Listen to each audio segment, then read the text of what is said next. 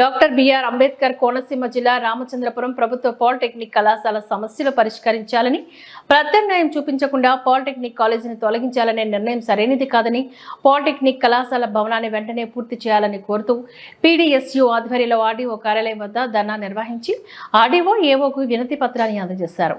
ఈ కార్యక్రమంలో B Siddhu, PDSU రాష్ట్ర సహాయ కార్యదర్శి వెంటపల్లి భీమశంకరం తదితరులు ఈ కార్యక్రమంలో పాల్గొన్నారు. కాలేజీలో లెక్చరర్ పోస్టులను సౌకర్యాలను సొంత భవనాన్ని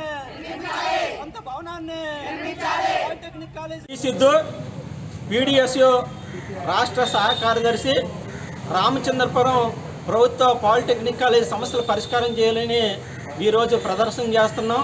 ఎందువల్లంటే రామచంద్రపురం ప్రభుత్వ పాలిటెక్నిక్ కాలేజీలో కనీస సౌకర్యాలు లేవు.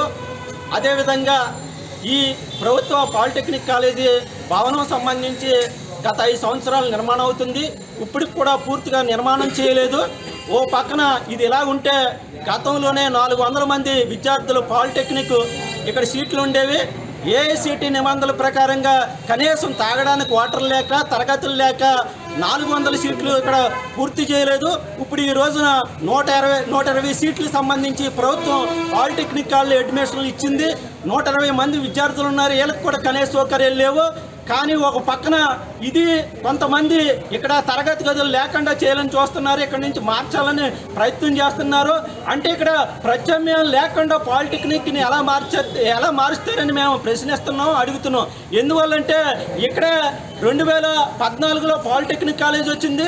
తర్వాత 2022లో డిగ్రీ కాలేజీ తరగతులు ఇక్కడ ఏర్పాటు చేశారు. ఈ స్థలం అనేది కృత్తివెంటి పేరరాజ్య పంతులు ఎండోమెంట్ దేవాదాయ ధర్మాదాయ సంబంధించి భూములు ఇక్కడ సంబంధించి డిగ్రీ కాలేజీలు ఒక పక్కన ఒత్తిడి వేస్తున్నారు. పాలిటెక్నిక్ కాలేజీలని మొత్తం మార్చాలని. మరి డిగ్రీ కాలేజీ వాళ్ళకి సంబంధించి 5 ఎకరాల తరం ప్రభుత్వం పక్కనే గ్రౌండ్ పక్కన ఇచ్చింది. వీళ్ళకి కూడా కిడ్స్ కాలేజీలు ఇచ్చింది. అంటే ఈ స్థలం అనేది డిగ్రీ కాలేజీ కాదు.